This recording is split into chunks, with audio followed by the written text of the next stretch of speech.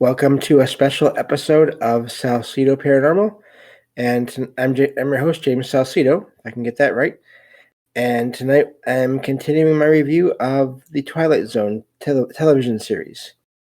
As always, you can find all episodes of the show along with links to social media and other ways to contact me at the podcast page, and that is salsidoparanormal.podbean.com. That's SALSIDO paranormal.podbean.com. Always happy to hear from you all, whether you have comments or questions or topic suggestions or accounts of paranormal experiences, whether they're your own or from others that you trust. Happy to either read those or have you join me on the show to talk about them. Thank you all for listening, whether you make it to the live streams on Discord or if you listen to the podcast or YouTube feeds or on the Troubled Minds Radio Network, KUAP Digital Broadcasting. There you can hear replays of 2 episodes of the show every night at 6 p.m. Pacific, 9 p.m. Eastern, right before Troubled Minds Radio comes on. And as always, I want to thank Michael Strange, host of Troubled Minds Radio, for having me on the network and putting all my shows up there. If you'd like to support the show, there are some different ways to do that. You could share the show with others and rate and review it on your favorite podcast platforms. You can find books I've written over on Amazon, paranormal fiction and nonfiction. You can also sign up to the Patreon page where, whenever possible, I will release 2 extra episodes of the show every week of true paranormal stories from the web. Or you can just make one-time donations through PayPal and take care of it that way if you like. Support is never expected, but always appreciated, as there are expenses in making these shows, from equipment to research materials to travel expenses in some cases. And so I think that takes care of everything. So we are on episode 10. We're reviewing episode 10 of the original Twilight Zone series. And again, this is part of my ongoing series on television and the paranormal, reviewing the Twilight Zone. So, and I believe this next episode, let me just look again. This next one is called Judgment Night.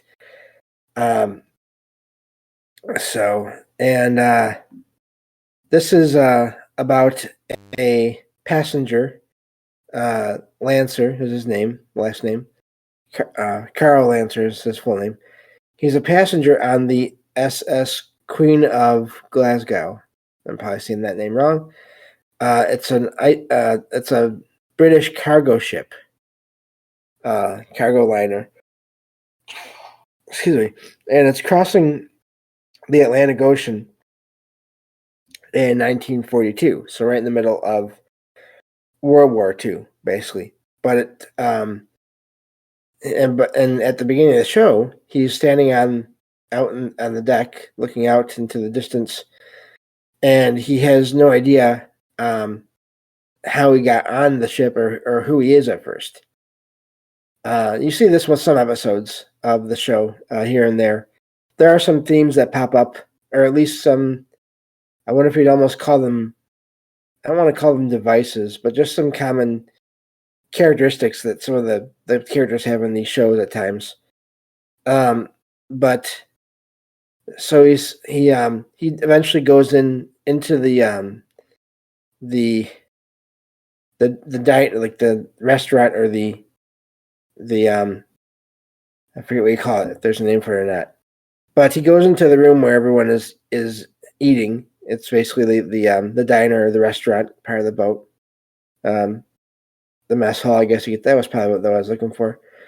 So he goes in there and he sits down with at a table with several passengers and the captain of the boat. And everyone is afraid of being hunted by a group of submarines, U-boats, as they're called at the time, from Germany. And but Lancer dismisses these fears from everyone, saying that only one submarine would be necessary to take down the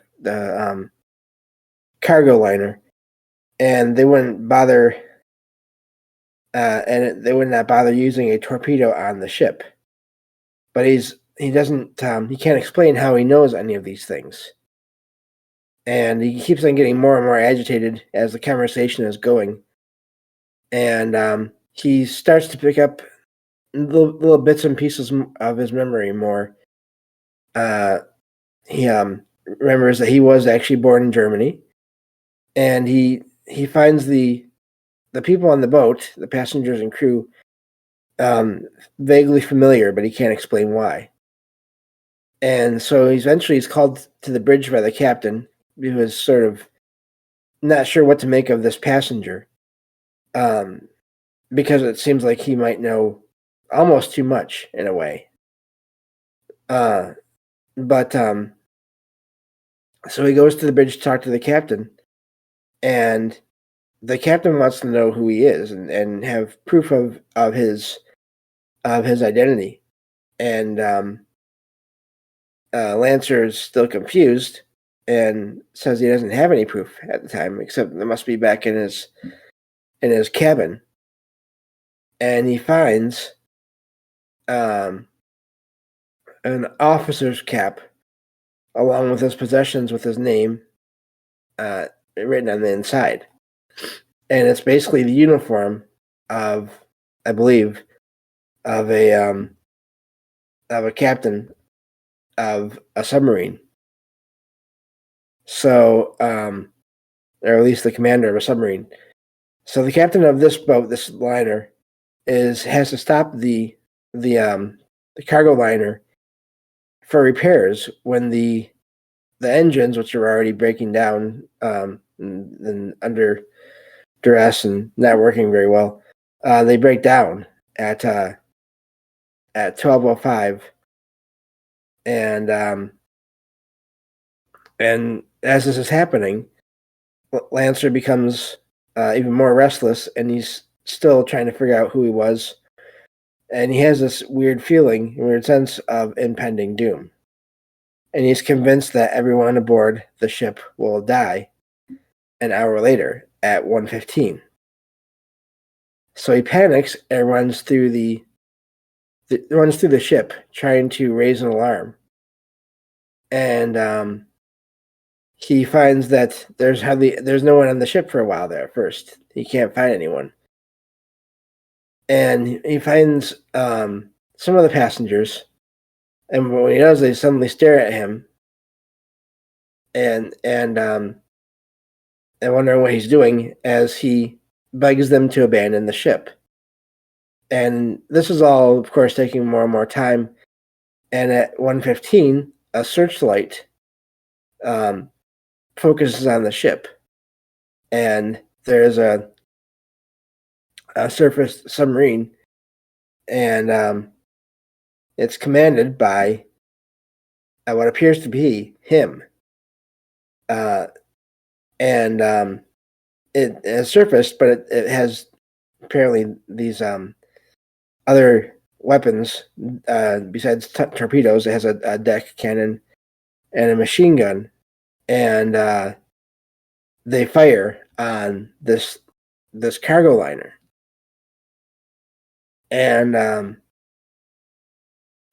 so sometime later, it shows in the show, after all this has gone on, and the boat has sunk, it shows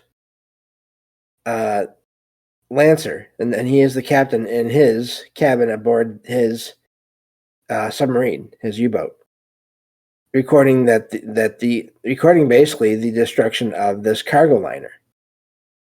And his second in command talks about how he's feeling bad about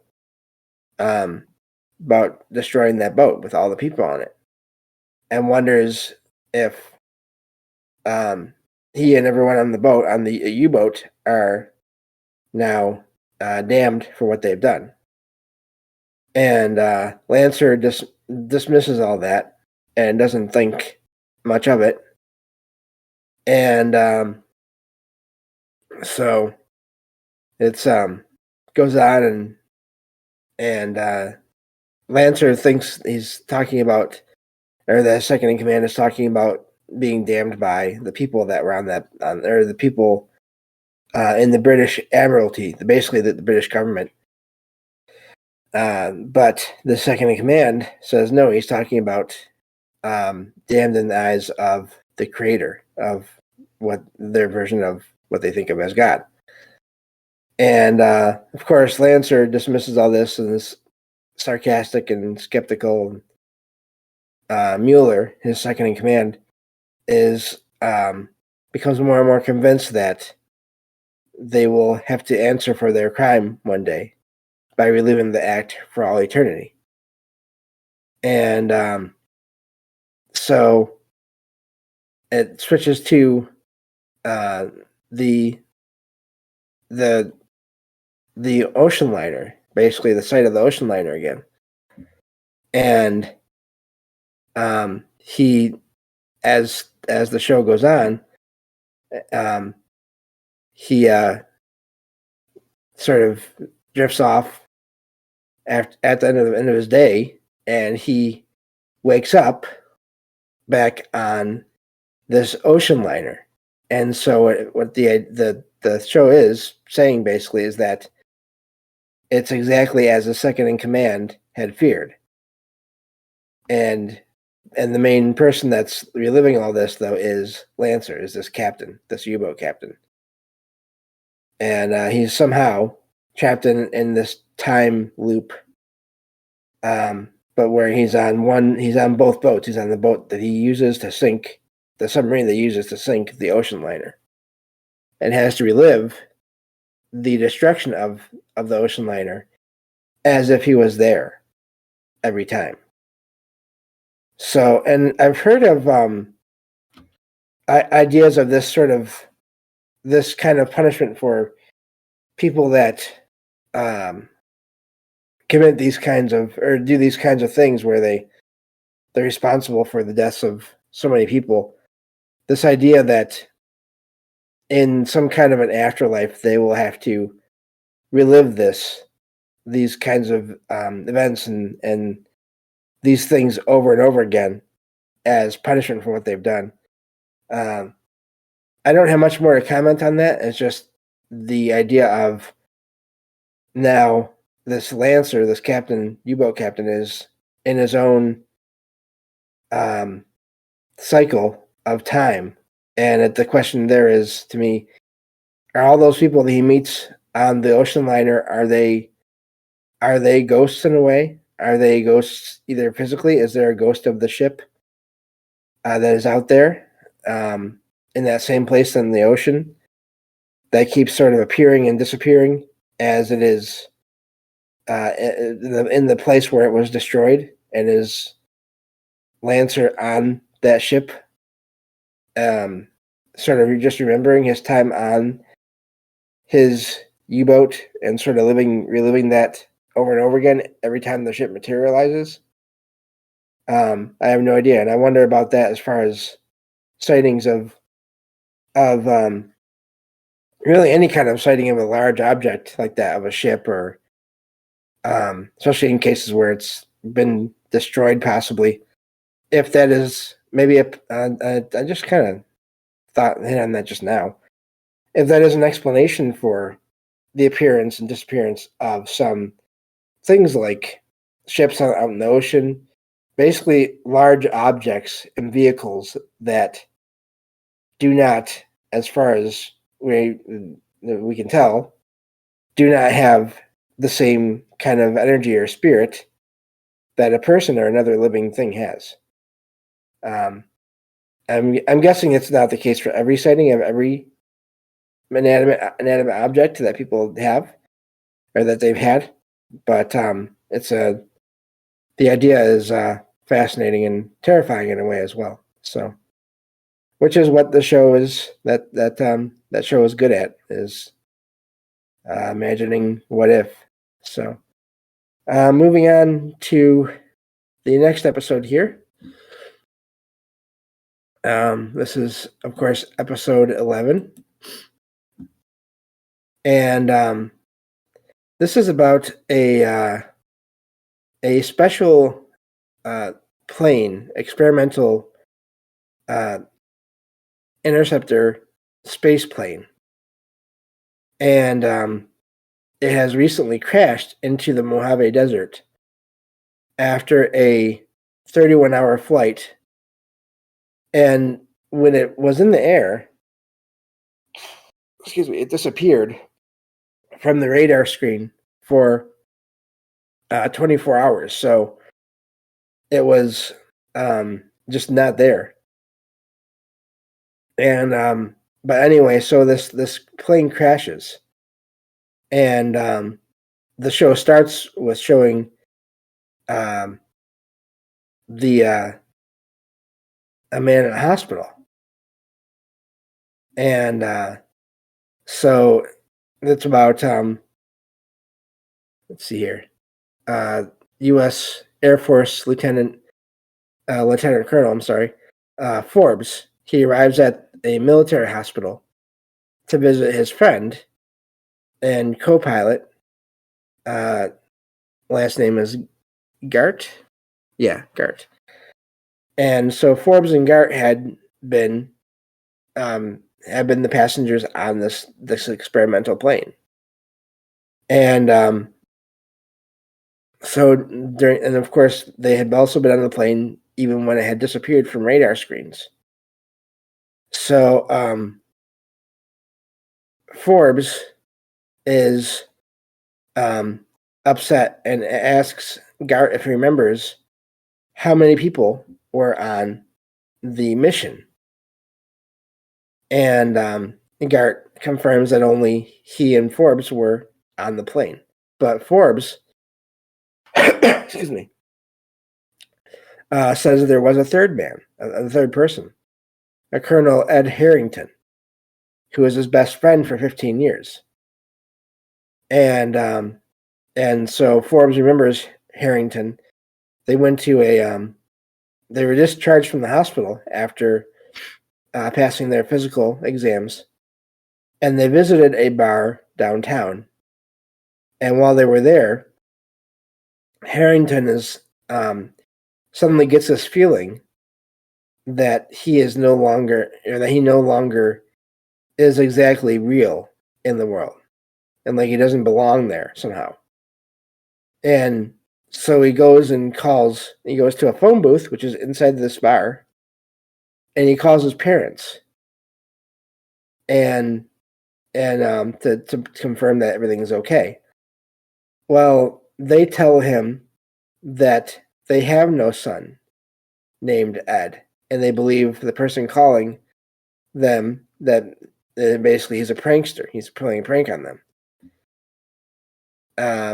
And so meanwhile, Harrington is still sitting at the bar, and I'm sorry, not Harrington. Forbes is still sitting at the bar, and he goes back to see if everything is okay with Harrington. And Harrington is not in the phone booth anymore. He's vanished. And when Forbes tells everyone in the bar, or asks everyone in the bar where his friend went, no one in the bar knows who he's talking about. So, and this is the flashback. So Forbes tells all this to Gart, and finds out that Gart doesn't know anyone named Harrington either. And so Forbes then looks at a mirror and notices that he doesn't have any reflection, doesn't cast a reflection on the mirror. And he starts to feel that have that same feeling that he is now suddenly not real or not part of reality.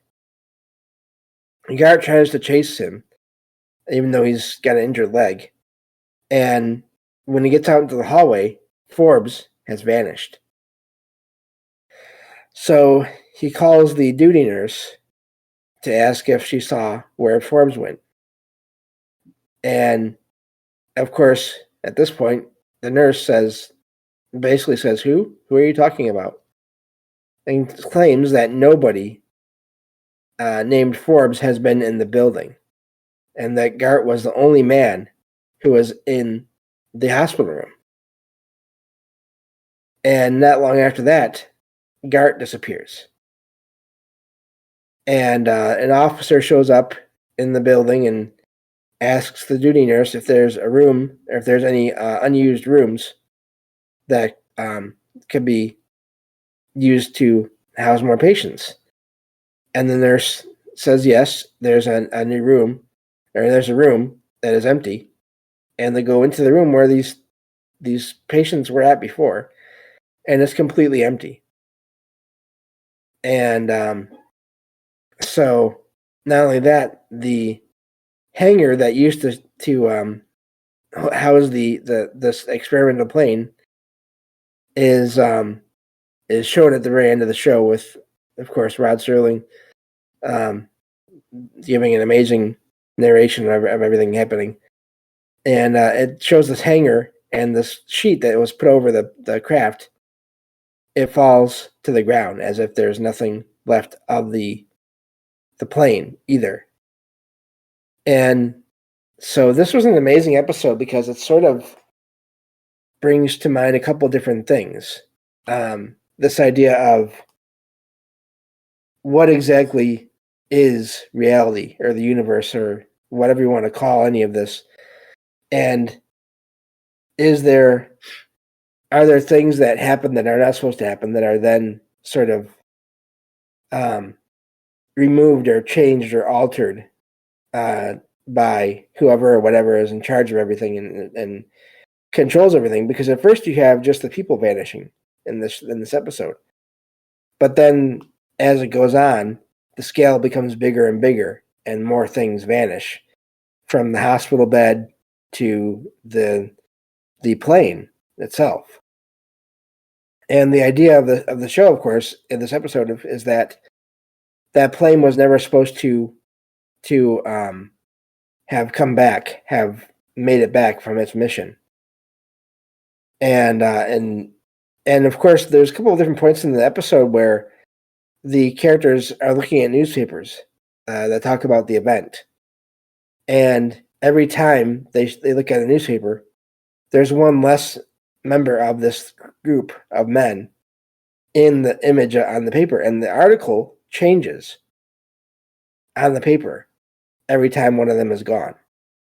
So, and again, this brings up sort of ideas like simulation theory, which I've heard suggested that maybe it's not a simulation as we think of it as a computer, but some other kind of